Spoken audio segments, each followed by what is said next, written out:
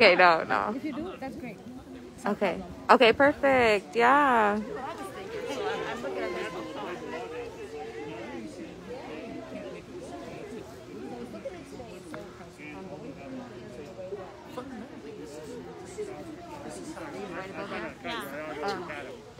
Like for, he's like over point something diet.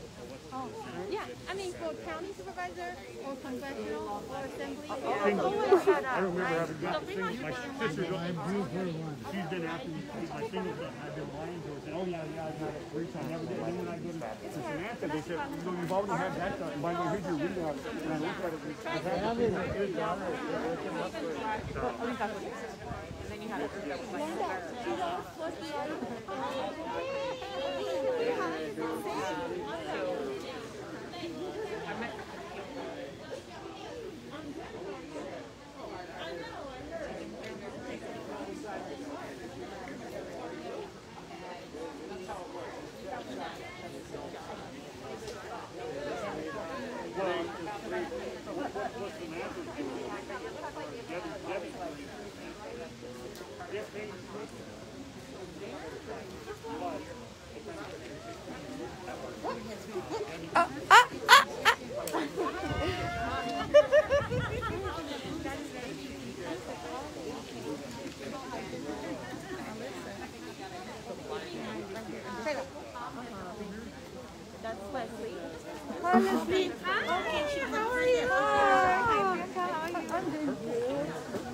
double hug for you. It's a tough guy. It's a tough color for a guy. I know that Robert really does care about Fremont. However, Good evening, everyone.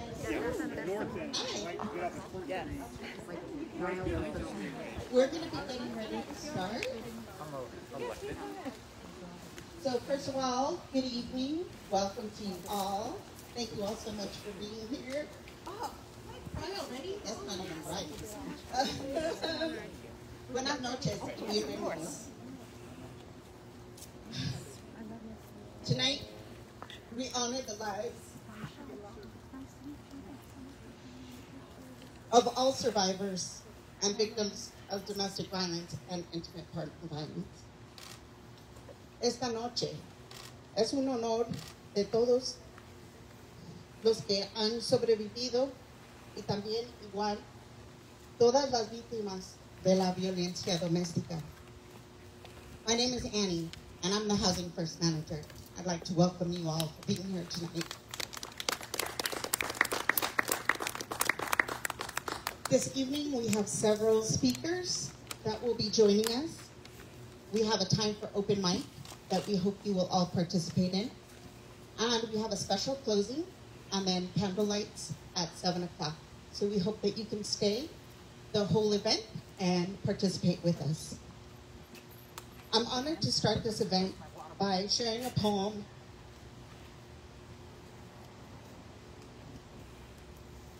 that I wrote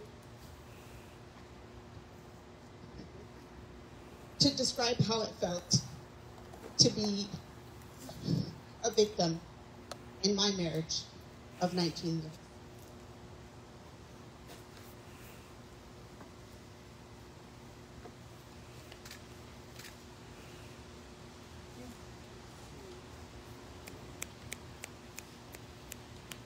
I'm right here.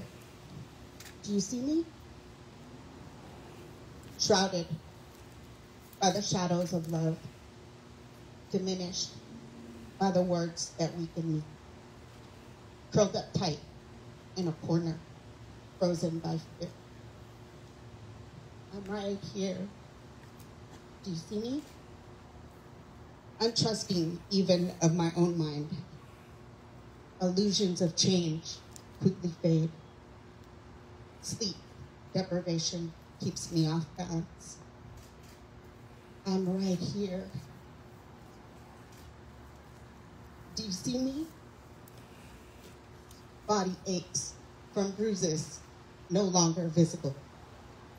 Losing all sense of who I was. Shame keeping the screams from escaping my lips. I'm right here. Do you see me? Isolated from peering eyes and caring hearts, lonely and alone, even when he never left my side. Faith that my God would bring an end. I'm right here. Do you see me?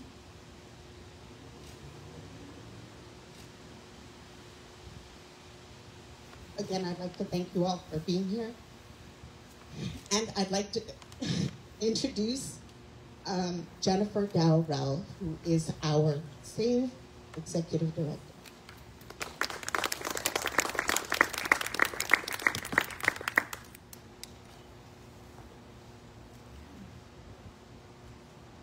Take just a minute and thank you for those words. They're so powerful and real, and really brings us into this moment of why this work is so important. Thank you for joining us tonight for our Candlelight Vigil in honor of Domestic Violence Awareness Month. As you know, SAVE has been here for over 40 years. From hotline to housing, prevention to intervention, we've stood as a beacon of hope and a catalyst for change in this community for victims and survivors of domestic violence. We have a tremendous slate of speakers tonight, and some are on a very strict timeline. So I am going to not dilly-dally, and I'm going to invite our mayor, Wiley, to join us up here and to say a few words.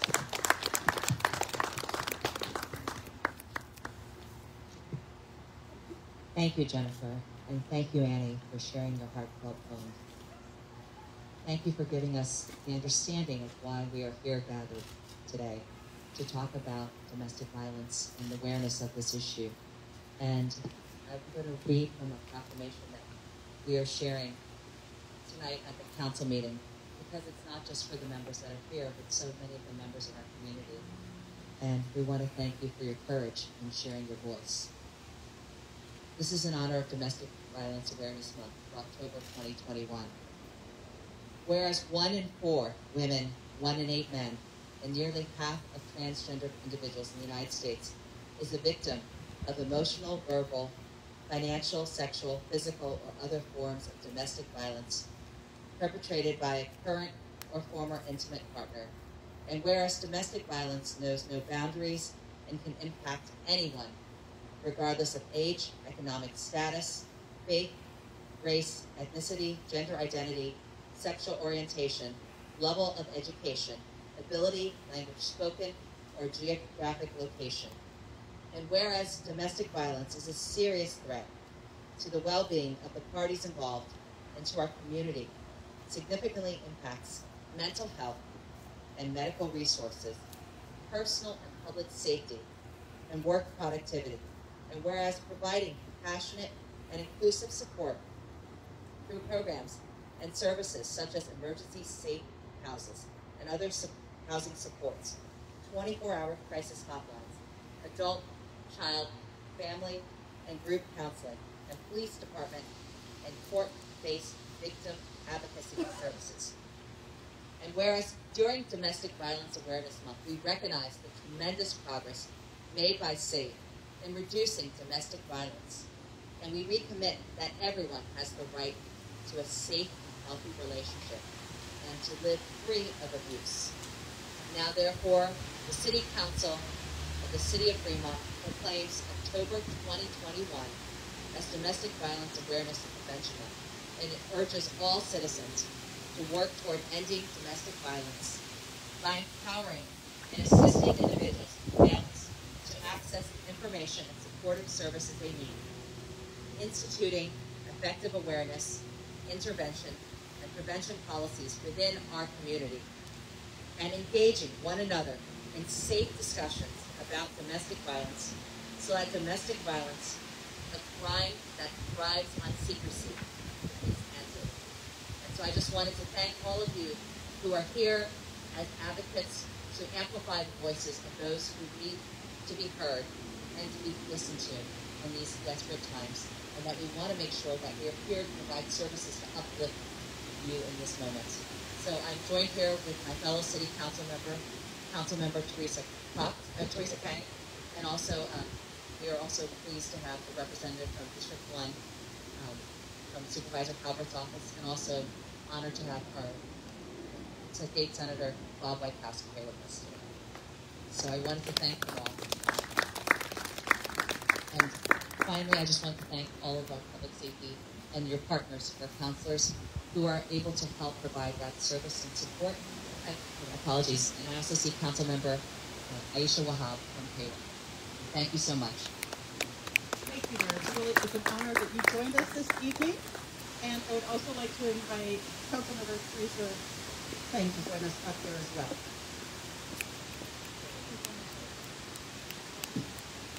Hi everyone. I wanted to share as a child and former victim of domestic violence. I know firsthand how much impact it does to an individual, and it is a vicious cycle that is hard to break. So I cannot how much I appreciate all the work and advocacy that SAFE has been doing for our community members. I have invited SAFE to join me in my town hall to help spread awareness and support all your events when I can, whether to youth or to adults. And I pledge to continue to support you, and thank you all for your support for all the DV victims. Thank you. Thank you. Approximately 20,000 calls are made each and every day to the domestic violence hotline, just like the hotline that SAFE offers. Domestic violence is a public health issue, it's a cultural issue, it's also a policy issue, and so it really means a lot when our electeds come out and join us and stand with us in this work. I'm so honored that Senator Bob Wieckowski is joining us today. Not only is he a longtime supporter of SAFE, but also a former board member. So, Senator Wieckowski, if you'd like to come join us for just a moment and say a few words.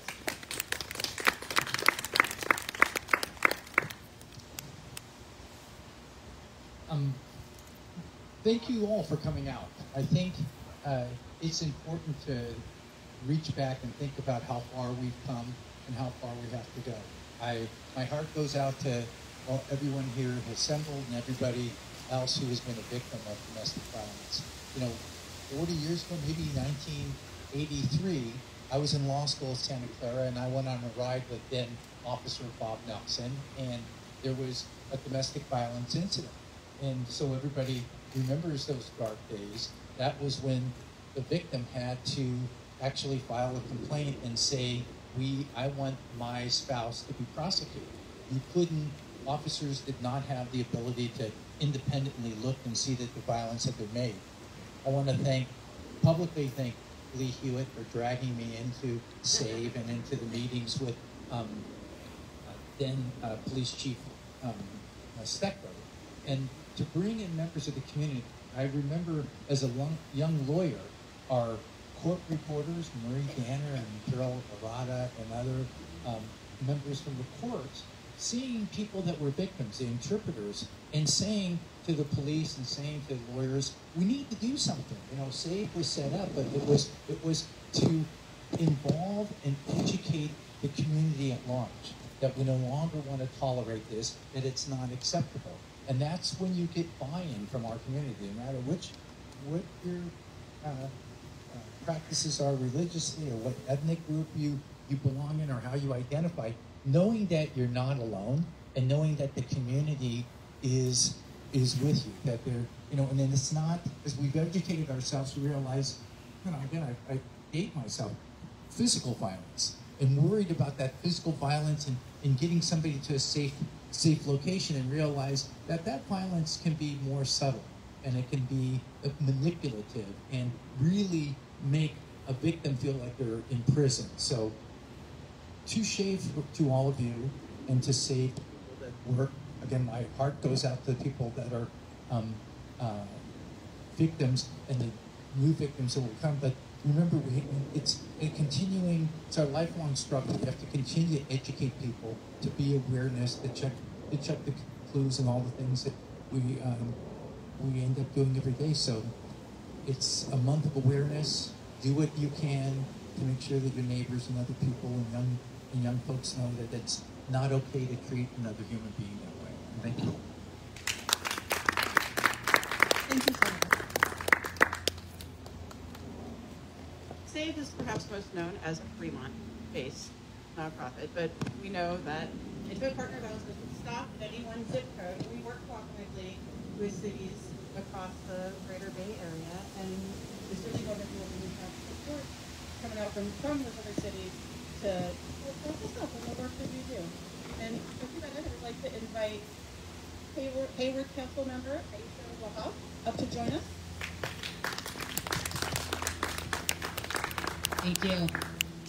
My name is Aisha Wahab, and I've worked with SAVE for many, many years. I am a board member of the Afghan Coalition, and SAVE has been a significant partner, even several executive directors back, working with Tina, working with so many of you guys. And I want to highlight the importance of why it's important to stand up for each other. At the end of the day, we are one community. The issues that we face when we're talking about our children in schools and dealing with bullying, that is learned behavior. When we are talking about our neighbor, and I will share a personal story.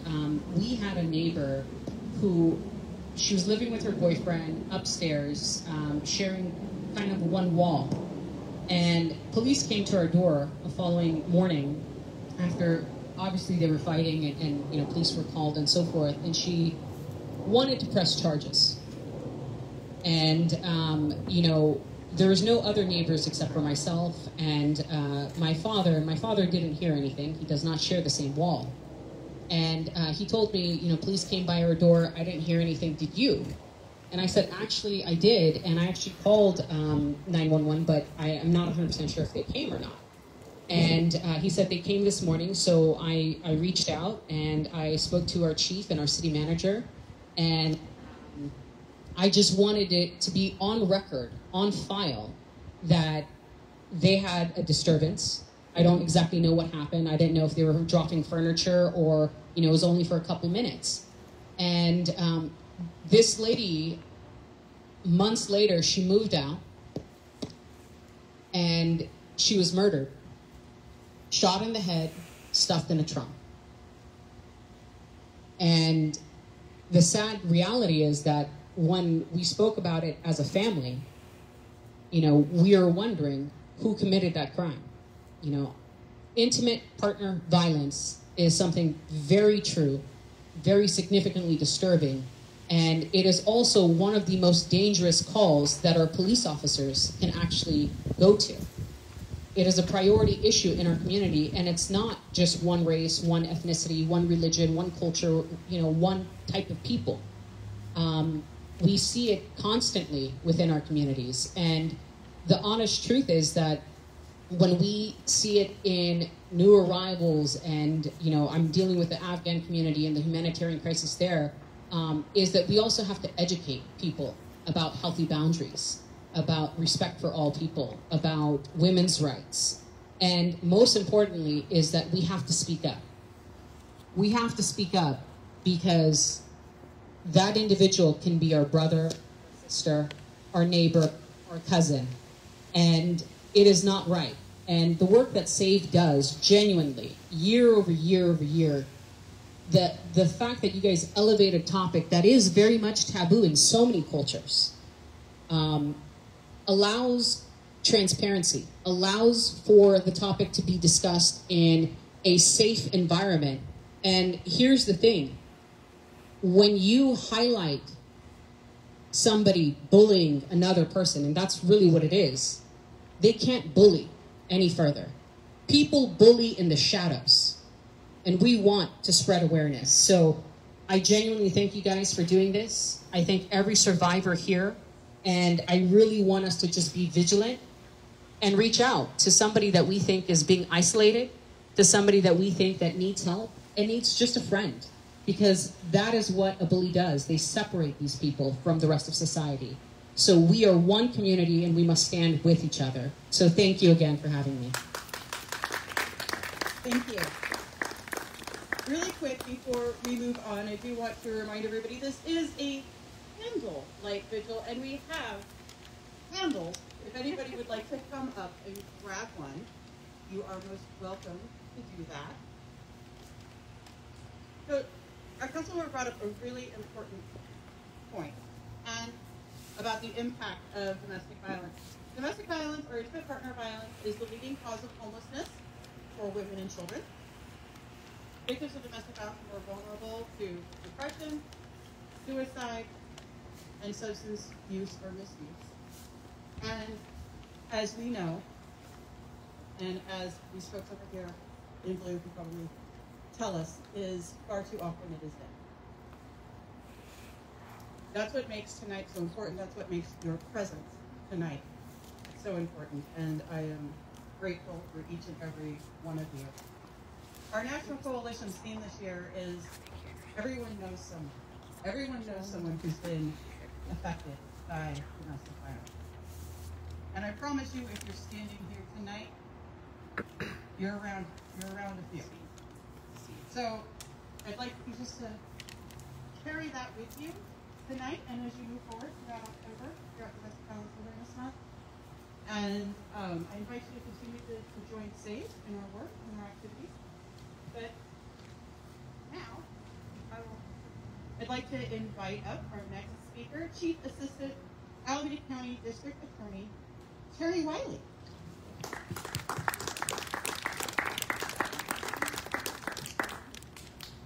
Good evening, everyone.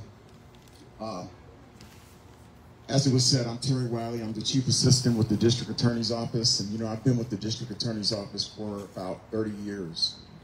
And, when you come in as a new District Attorney, probably one of the most shocking cases that you have to deal with is domestic violence.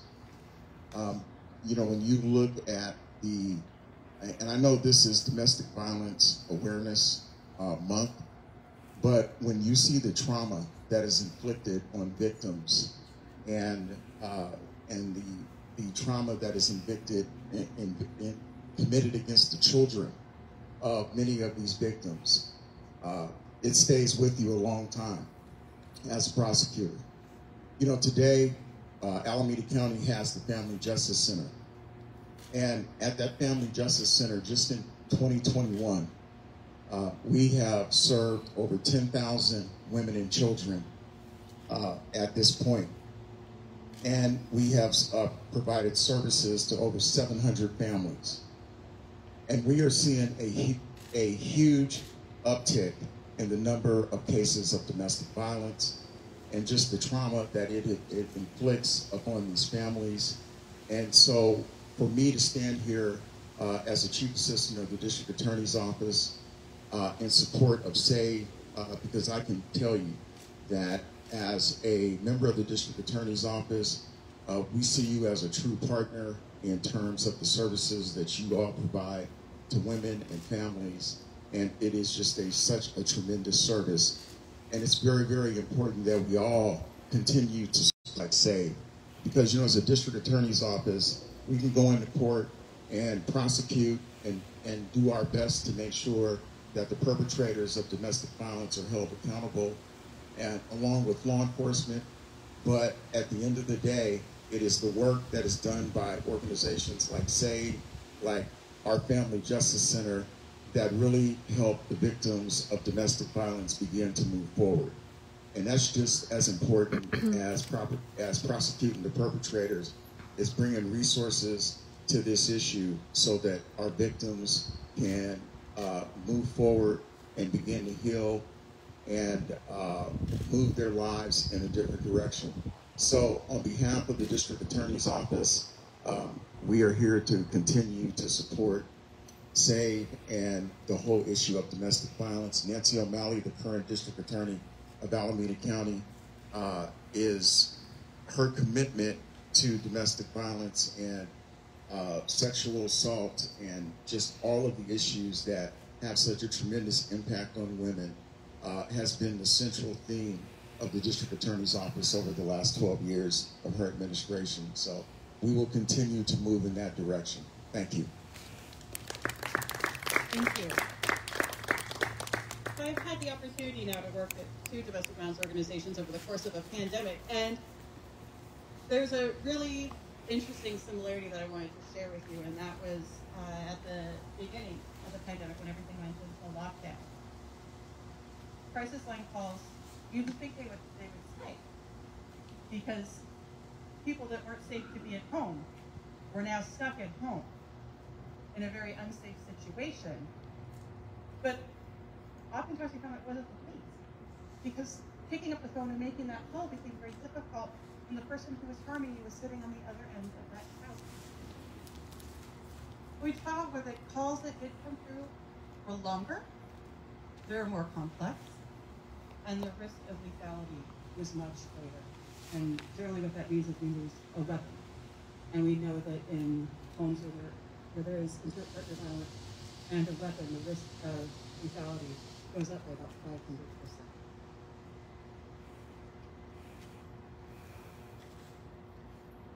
I'm really excited to bring up our next speaker from Tri-City Interfaith. Faith partners are so critical in this work. They fill a niche that is very personal, very special, and reaches victims and survivors in sometimes ways that we cannot. And so, Joy Barnitz, I'm so glad that you are up here. I'm going to hand you the mic right now. Thank you. I first learned of SAVE when I joined Niles Discovery Church, and I see some of my fellow congregants standing among us tonight. I am pleased to be here to speak about the fact that we all know there's physical damage, there's emotional damage, there's tremendous stress and trauma that lives in the body as well as the mind. It lives in the soul. Tri-City Interfaith Council represents draws from faith communities, both leaders and engaged non-specialists from Newark, Union City, and Fremont. And we have a huge range of faith traditions. Every one of the places where there's a person on our council is a place of refuge, a place that will help people come. In our bathrooms, and I'm sure in many other places of worship and of refuge, there's a sign, are you being hurt? See this, every. So I urge you to think about the soul damage, the moral injury that accrues not just to the person we label victim, but to the perpetrator who has been harmed somewhere in their life. And unfortunately, this is generational. It's cross-cultural. The only requirement for this is that you be a human. And that's a sad thing. We have learned one major thing. I'm a biologist by training. We've learned one thing in this pandemic. We are one. The virus doesn't see all those differences and identity factors we care about. We are all humans. Let's care for each other. Let's work for a society that flourishes across belief lines, across identity factors, where people's souls and bodies and minds thrive and flourish, and we're all dancing together to the same song. Thank you. Yes. Thank you, Joe.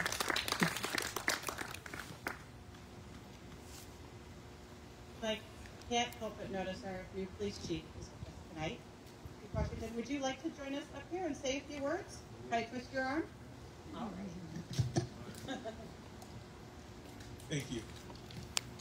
Well, first of all, I am honored to be here today to stand with SAVE and all those who have been impacted by domestic violence. We all know someone, to your point.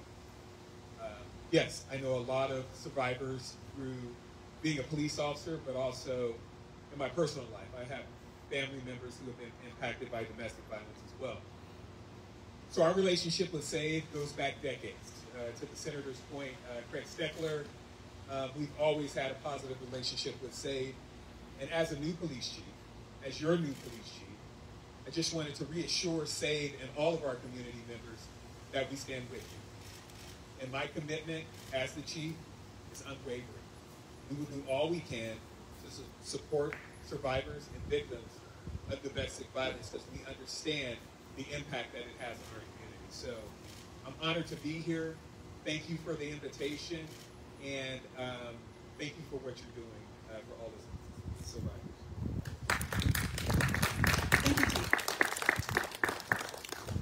So, as was mentioned earlier, domestic violence cuts across racial lines, ethnic lines, religious lines. And so our approach needs to think about that and bear that in mind as we move forward in our work. Our next speaker is Moina Shaiq, founder of Meet a Muslim. Moina, would you join me, please?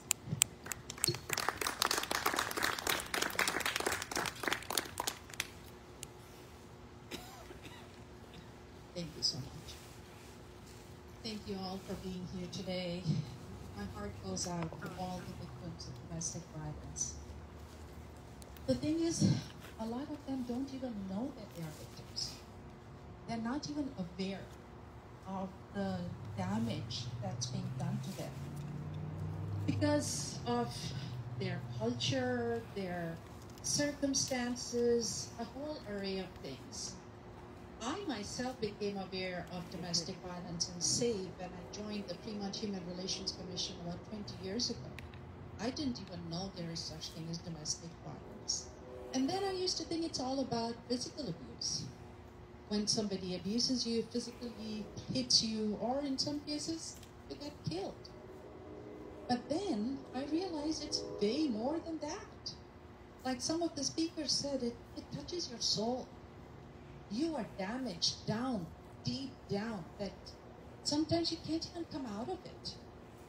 There's so much harm that's done emotionally and mentally that people don't realize.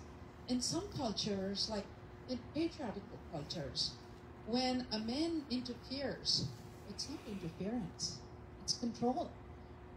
When he, or most of the time it's he, but sometimes it could be a she too, but whatever it is, when your partner is controlling, you have to stop that behavior and not take it like, oh, it's okay, it's just telling me what to do.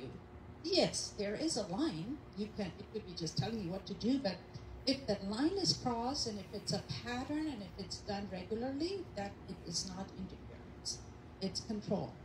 Same with gaslighting. A lot of time, people are not aware that they are being gaslighted, that their self-esteem, their confidence is out the window. They have nothing, zero. Because time and time again, they are made to question what they have said. Nobody believes them, not nobody, their perpetrator doesn't believe what that person is saying, and they are made to question. So how do you bring about this awareness amongst people who are, especially who are new to this country, that are not very well aware of these things? And I know SAVE is doing a tremendous job of reaching out to ethnic communities and others who are not aware of this. PTSD is another thing. We think PTSD only exists in combat, in veterans. No. You and I could be a victim of PTSD. Now, how do you treat that? And like I said, that is deep down. You might never recover from it, but it has to be addressed. So the awareness, the advocacy, that's all very important. Right now, as I'm standing here, I'm helping a friend who is a victim of domestic violence.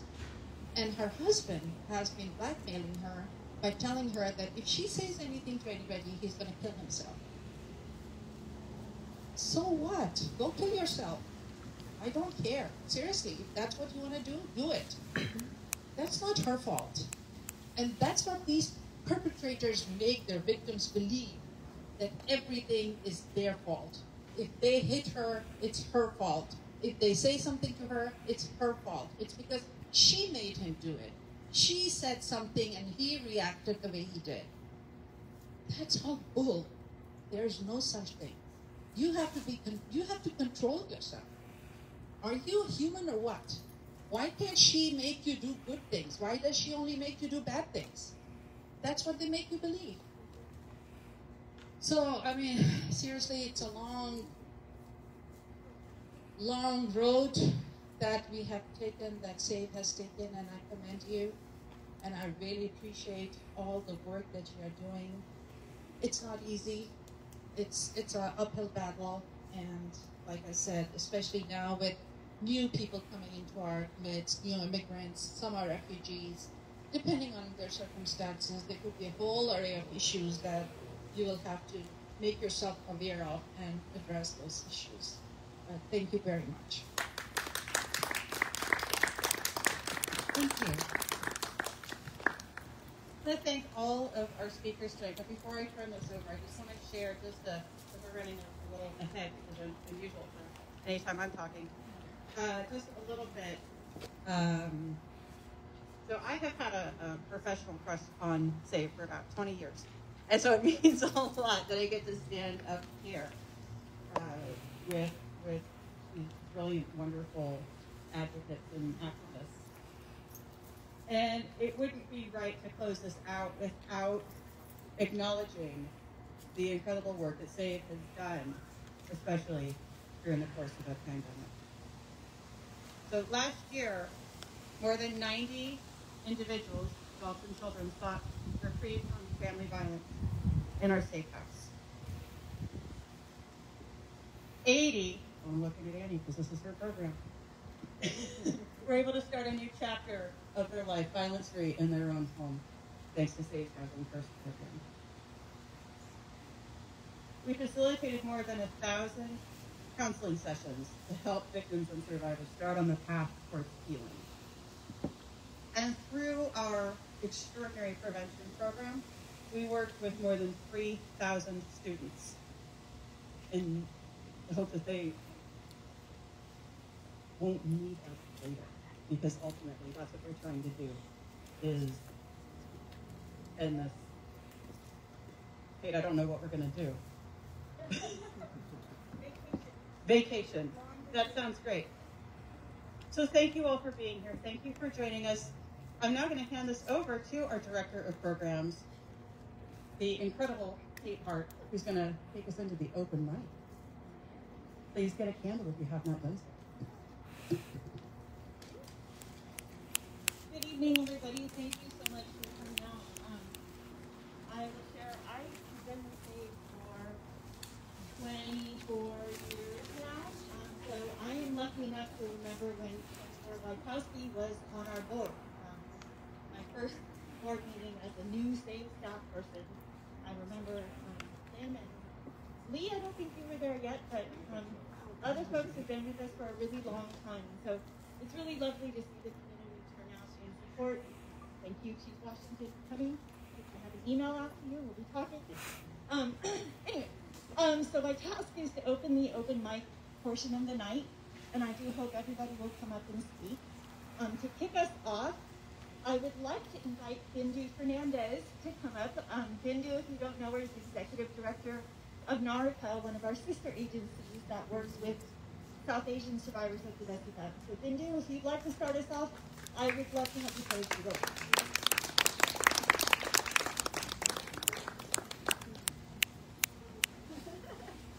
This is a surprise, so I'm so glad to be here.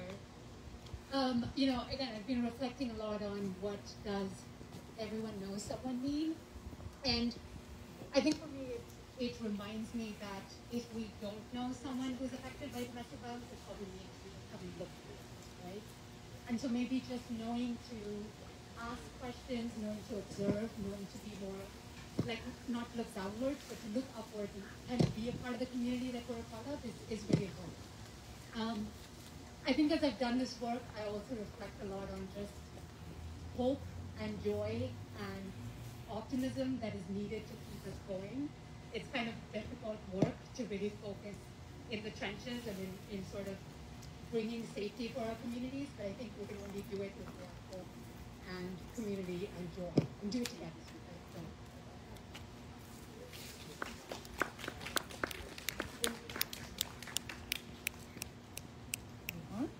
Okay, who else would like to come up and speak? Say folks here. I'm not performing, so somebody's going to have to step up.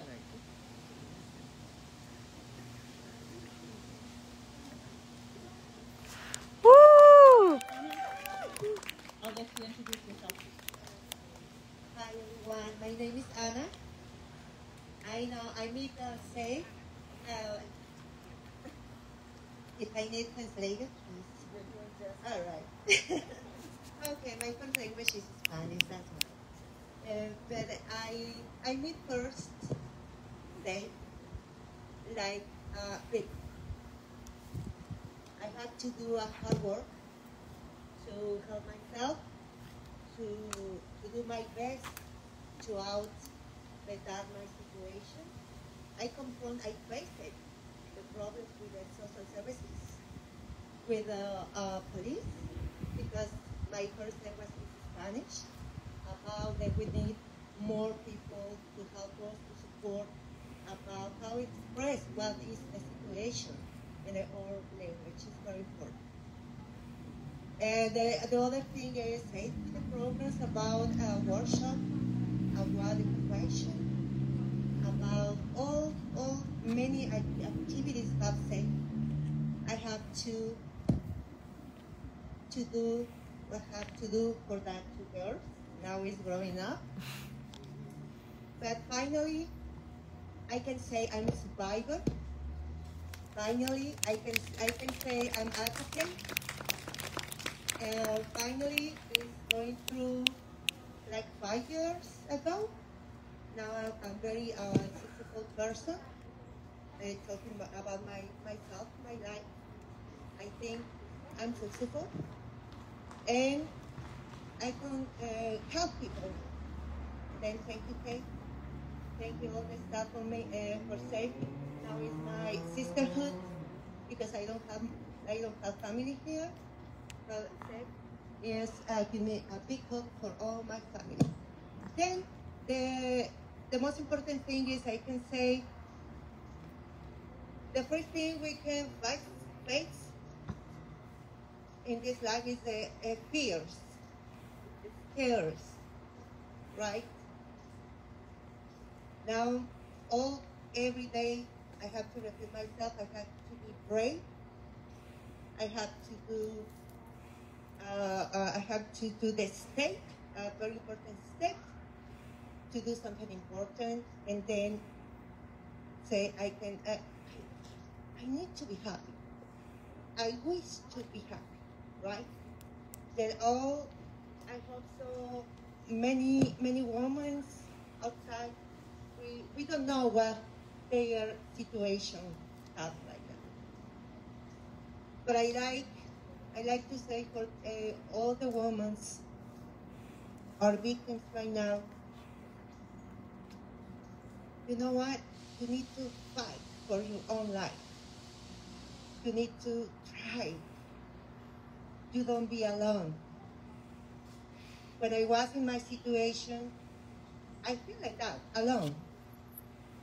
When I turn around and see, say, from another organization like NACA, say, many organizations I found in my way. Then I like to say for that woman, you can do it, please, fight, don't give up, you can do it. Then all my love for that woman, and my silence and my respect for that woman, try. And now is the silence. They can just do it. Then all my respect for that woman, all my love. Then thank you everyone. Thank you for all these persons here. I'd like to see you again, you know? And what we're working on in this a big mission to help another woman. Thank you por giving me that opportunity. Woo!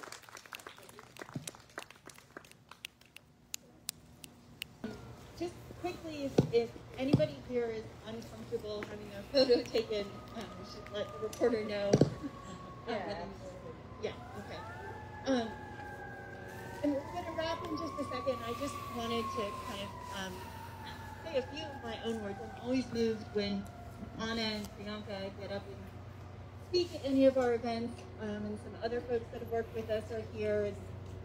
I think as they were speaking, I was thinking about they participated in a program that I'm very proud of, which is our Project Light program, which is a leadership development program for survivors who wanted to become advocates themselves. And as you can see, they've turned into amazing advocates, and I'm very proud of the work they're doing now. And I think what they brought to light, oh yes, please grab a candle if you haven't already. What they're making me think about, and what Anjali makes me think about, is it really comes down to having support of some kind. And a lot of us that were lucky enough to grow up in stable homes often don't really realize the support systems we have. And in doing this work for as long as I have, I've seen folks come through who have one great friend that they can count on, and folks who Save is that great friend for them. Some of the women that came through our Project Light program really had no other safe place to go but Save. And I'm really proud of the fact that we continue to be that safe place. They'll always have a home with them. And I think, when I started this work, it was about getting people safe and getting them out and sending them back into normal life. And over the years, I've realized that we really do stay with them, and that's a good thing. And then when they come back and are advocates for the cause, it really it gives so much more meaning to the work that we do, to know that we've passed on that ability to advocate for someone else. So, thank you everybody who spoke. It's really lovely. We're going to close. Again, please grab a candle. I know. Are you going to get a candle? We're going to close with a song from DP Warrior, who is our Housing First case manager. And please join me in welcoming her. Thank you, DP. Woo! DP. Go for it.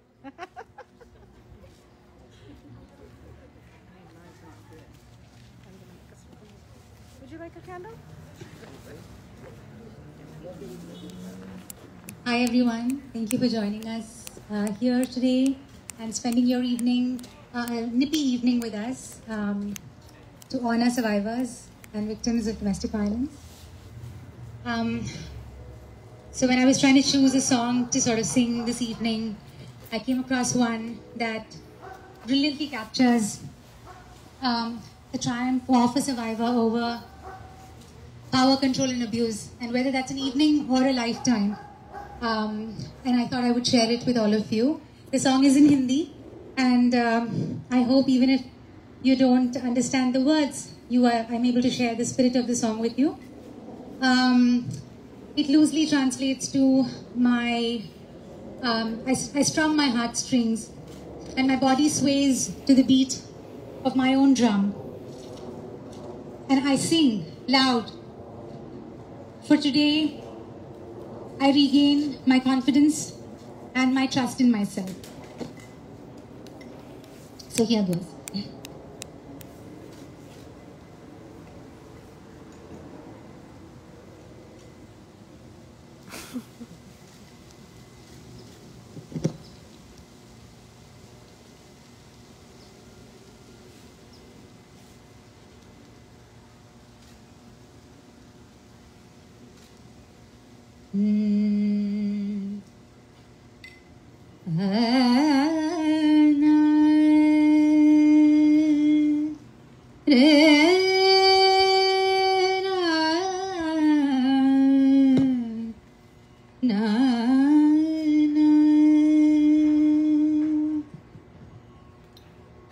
मन के मंजीरे आज धनकने लगे, भूले थे चलना कदम थिरकने लगे, अंग अंग बाजे मृदंग सा सुर मेरे जागे, सांस सांस में बास बास में धुन कोई साजे, गाए रे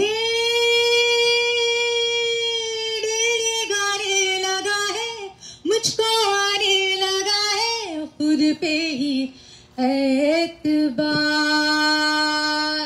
खुद पे ही एतबार।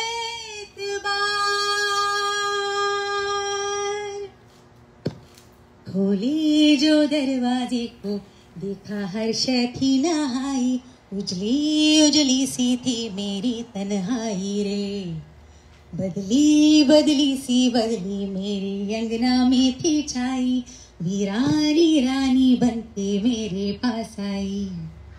अपनी नजर से मैंने देखी दुनिया की रंगोली, मुझको बुलाने आई मौसम की टोली, खोली आंखों की खोली मैंने पाई अपनी बोली, मुझ में ही रहती रहती मेरी हमजोली रे, सुन लो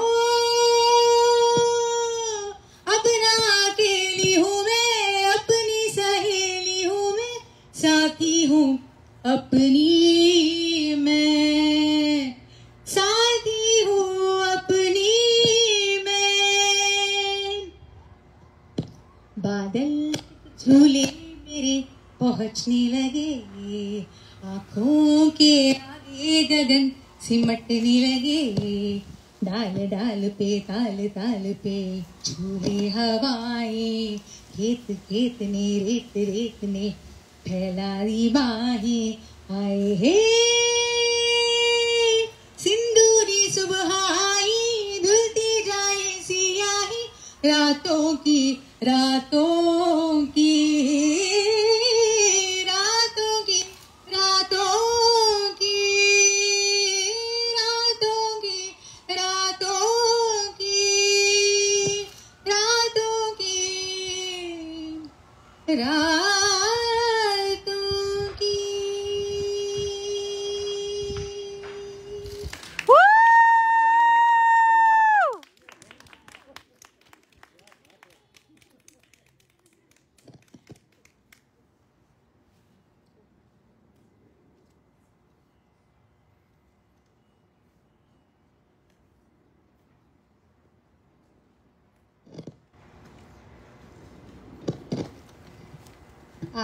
I now request all of you to join me in affirmation and the memory of those who are not present with us today.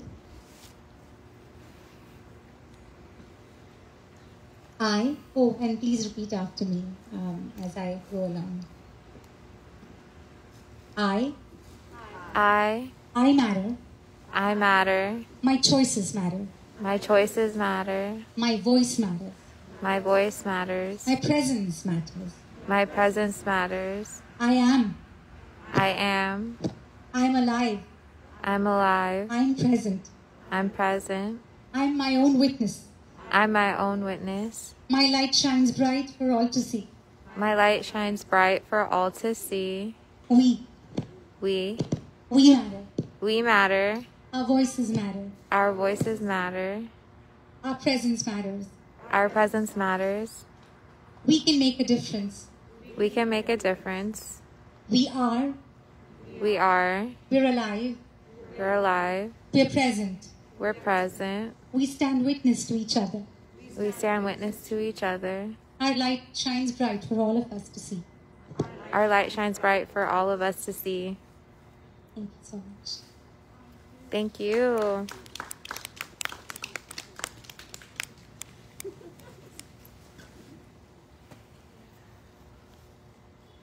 Thank you, everybody, for coming tonight. We deeply appreciate you. We will be accepting a proclamation at the City Council meeting in just a few moments. If you want to stay and see that, you're welcome to. Otherwise, that's it for the evening. Thank you again so much.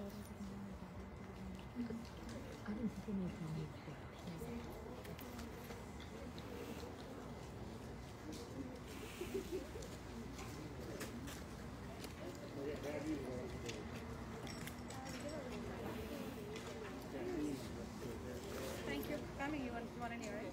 Oh. Thank you.